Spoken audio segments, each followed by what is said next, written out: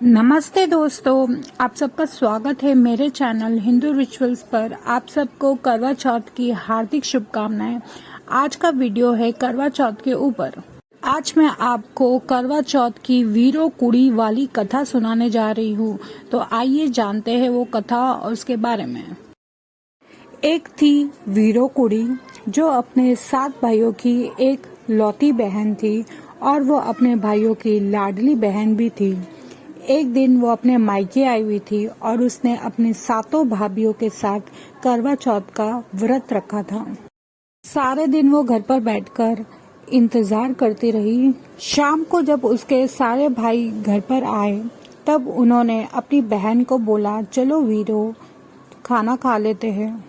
इस पे उनकी बहन ने कहा कि आज तो मेरा करवा चौथ का व्रत है, मैं चांद को अर्घ्य देने के बाद ही अपना खाना खाऊंगी। भाई अपनी बहन से बहुत प्यार करते थे और उन्हें अपनी बहन का भूख के मारे मुरझाया हुआ चेहरा अच्छा नहीं लग रहा था। फिर उसके भाई नगर के बाहर पहाड़ी में गए। उधर उन्होंने लकड़ियों की सहायता से आग जला लिया। अग्नि जलाने के बाद उन्होंने उसके सामने सफेद चादर टांग दी और घर आकर अपनी बहन को कहा, देखो बहन, चांद निकल आया है, चांद को अर्घ देकर भोजन कर लो। भाइयों की बात सुनकर बहन अपनी भाभी के पास गई और भाभी से कहा, देखो भाभी, चांद निकल आया है, आप भी अर्घ देकर भोजन कर लो।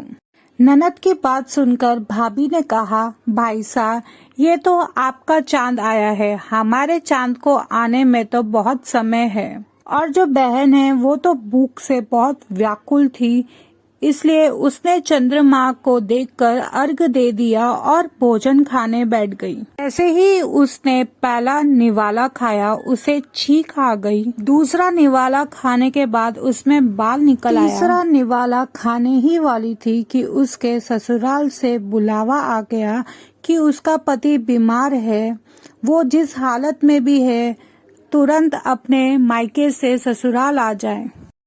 बेटी को विदा करने के समय माँ ने कपड़ों की पेटी खोली तो बार बार उनके हाथ में काला या सफेद कपड़ा ही आ रहा था। ऐसे सब देखने के बाद बेटी ने अपनी माँ से कहा कि मैं जा रही हूँ, आप रहने दो ये सब। जाने के समय माँ ने अपनी बेटी को कहा, रास्ते में तुझे जो भी मिले, बड़ा हो तुझसे या छोटा हो तुझसे, सबके पैर छूकर आशीर्वाद लेकर जाना और जो भी तुझे सदा सुहागन का आशीर्वाद दे तभी तू अपने पल्लू में गांठ लगा लेना। यह बात सुनकर बेटी ने कहा, ठीक है माँ, मैं ऐसा ही करूँगी। रास्ते में उसे जो भी मिले उन सबका उसने पैर छुआ और आशीर्वाद लिया। सबने आशीर्वाद दिया, सुखी रहो, अपने पियर का सुख प्राप्त करो।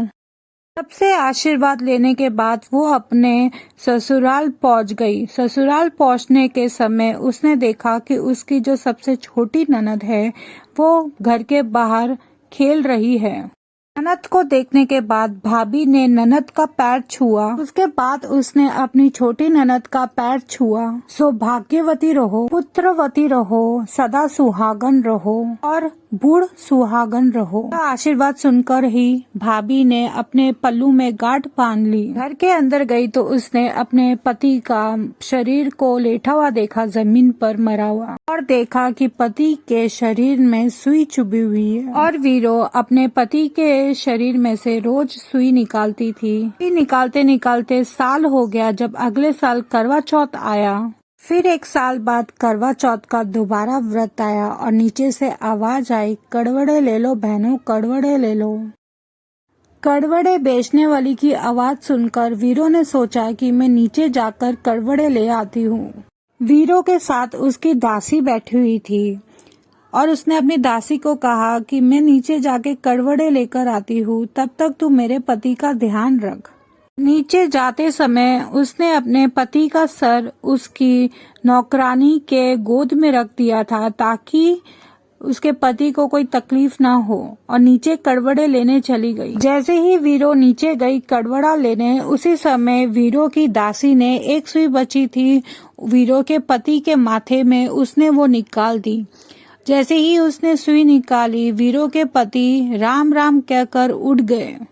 और वो जैसे उठे, उन्हें लगा कि ये दासी जो है वही मेरी पत्नी है, और उसे उसने अपनी रानी मान लिया।